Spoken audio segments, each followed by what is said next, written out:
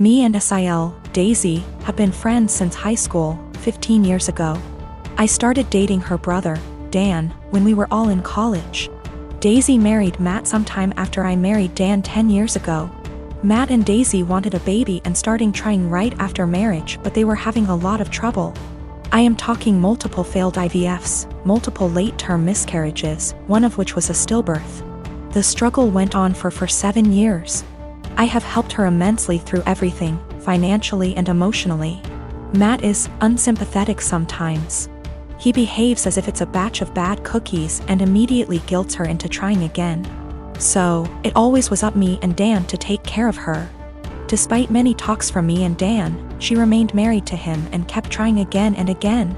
We have had many offers to leave the state / country for a better job, but didn't because we were scared to leave her alone. 3 years ago, I got pregnant. We broke the news gently to Daisy one day. She got real quiet and then asked us to leave. Later, she sent me an email saying she doesn't want to see me or Dan anymore and that this is all too much. We tried to console her but didn't work, so gave her space.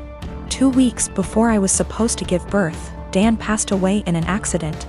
I don't have any family except for Dan and Daisy. Daisy refused to attend the funeral because she will have to see me the day before the funeral, and I called her and begged her to come. I didn't think that I would be able to go through that without her. She hung up on me and didn't attend the service. Soon after that, I gave birth and I decided to move to another state. I cut off all contact with Daisy and started fresh. Now, me and my daughter are very happy and we are enjoying a comfortable life. She attempted to contact me once I moved away, but I ignored her. 2 weeks ago, she called from an unknown number and said she desperately wanted to talk to me. Turns out she finally got pregnant, had a baby boy who passed away 5 days after being born in NICU. Matt is also leaving her and screwed her over because of the prenup. She is basically broke and homeless days after losing a child. I just said okay. She then asked, "Are you really not going to say anything? You are really not going to help?" I pretty much said, "I don't care about you. I don't care about your life. I don't care about Matt. I don't care that your baby died. Just leave me and my daughter alone." And then hung up. Since then she has been sending me multiple emails and VMs stating how awful I am and how heartless and how much Dan would be disappointed. I continue to just ignore everything. I am not going to have any sympathy or help her in any way. I am 22 female, and I work full-time at a local steakhouse-style restaurant. There's a policy with the employees regarding free food based on the length of your shift, and the other day I was working a double, which meant I got 2 free meals, one at the end of my first shift and one at the end of my second. There are a few things we as employees can't pick for our free meals due to costs, but we still have access to nearly the entire menu. Another part of this policy is that if we pick something, and one of the ingredients required is almost gone, we're allowed to keep our pick and tell the customer that we're sold out of that particular item. This applies to all sides, salads, soups, etc. Usually though, if we say we're out, we really did run out regardless of employee meal picks. Anyways, on the day that I worked my double, we were about 2 hours out from closing and I sat a couple who were on a first date. Just assuming by some things they said, plus he name-dropped a popular dating app. When they were ready to order their meals, the girl just so happened to ask for sirloin. But that was the cut I chose for my second meal and we were down to our last one. I apologized and told her that we were out, and the pouted and told me she would need another minute to decide. Her date shot me a dirty look and told me he needed more time now, too, so I went to check on my other tables. They seemed to be having a good date, laughing a lot and smiling. But they were immediately quiet and standoffish every time I checked on them, and interrupted me with, "Just the check, please," while I was asking if they'd like any dessert. I brushed it off, as it's not the first time I've had a rude customer, and brought them their bill. He wrote a big 0 on the tip line and a little note that read, "Thanks for ruining my date. Hope your night sucks too." I told my coworkers during closing, who all agreed the guy was being an ass. But when I called up my dad the next day and the topic of work and those particular customers came up, he told me I should have been less selfish and just let the woman have the sirloin and that I should have picked something else. He told me they didn't handle it very well, but that young lady had probably been looking forward to that steak. You knew you could have given it to her and you didn't. I'm honestly a little disappointed in you. That really hurt my feelings, and I've been wondering if I was actually in the wrong. I don't believe it was a money thing. The guy ordered a pretty expensive seafood dish and the girl had one of our pricier cocktails. The sirloin is not our cheapest steak option. Yes, I'm aware that it's a weird policy. But it's our policy, and my bosses encourage employee satisfaction so that we can ensure customer satisfaction. I do not eat steak for free every day I work there. I have it once every 1 to 2 weeks. My unmarried partner lives with me and my children who are 7, 12, and 18. He has 2 children aged 5 and 13, but they live with their mother. We've had his kids over whenever we can and I enjoy it. However, they are very different to mine, who are all mostly easygoing and respectful. And it has been just the 4 of us for most of their lives. His kids are very loud, destructive, and demanding often. We made the adjustment, and eventually they started staying over every other weekend. But his son, Spencer, has become harder to deal with over time. He'll blow up if he doesn't get his way, insult my son if he loses a game, goes into the bedrooms and takes things without asking, complains about every meal we make, expects us to buy him whatever he wants no matter cost, and generally acts like a spoiled brat. He can also be sweet, of course. He's a child and he's not evil, but this is fairly constant.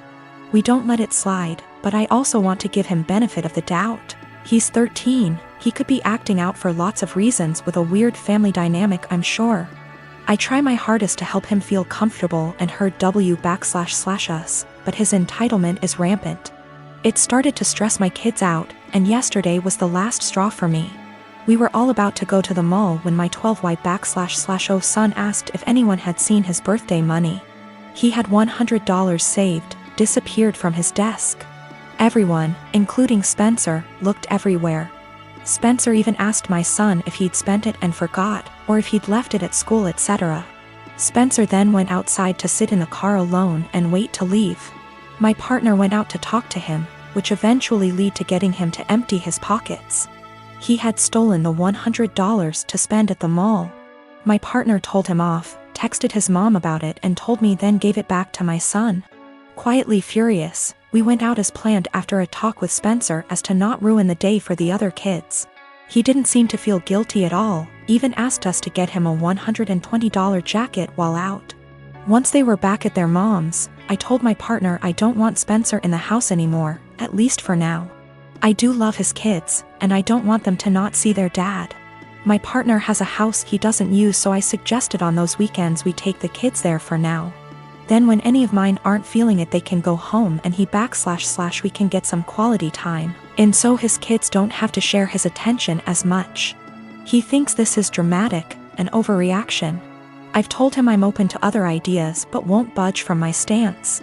I don't want my kids feeling like they need to guard their space or to be uncomfortable in their own home. My youngest has autism and gets overstimulated with them around sometimes. He gets along W//5Y//O but needs breaks. My 12Y//O is quite anxious and 18Y//O has bipolar disorder. They're introverted, home is their safe haven and weekends are the only real free time they have. But I also don't want to be unfair to his kids. My mom left my dad when I was 17, I'm 29 now, and had a new boyfriend literally straight away. We all suspected that she was cheating with this dude beforehand, but there was never any proof, and she even to this day refuses to admit it.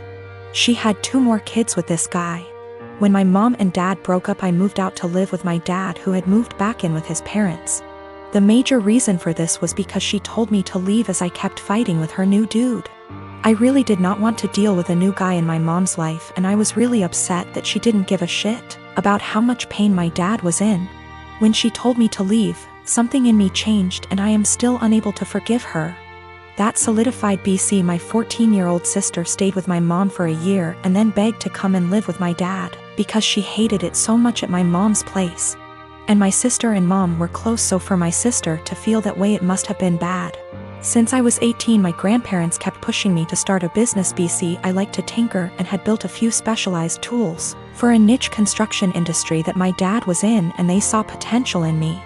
They gave me a lot of money as an investment. Actually, their mortgaged their house, that's much they believed in me, and basically, I majorly lucked out and managed to land some national contracts at 24 that turned into more than a few millions of dollars over a few months when the business boomed. The profit trajectory has risen since then, and basically, I'm living a life I never thought would be for a schmuck like me.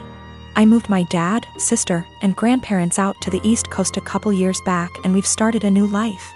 I am surrounded by people who see and saw the best in me, and I'm grateful so much. BC, I was seriously messed up after my mom blew our family apart.